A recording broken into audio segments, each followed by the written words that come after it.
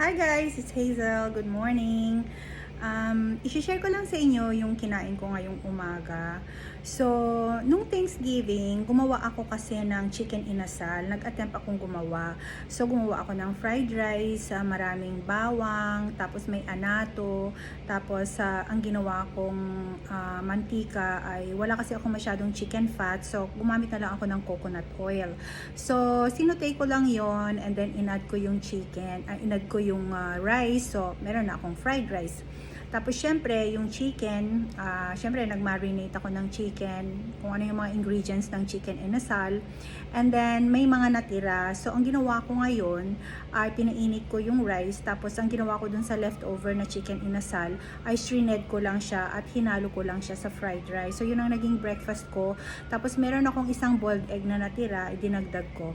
So, yun ang kinain ko kanina, mga bandang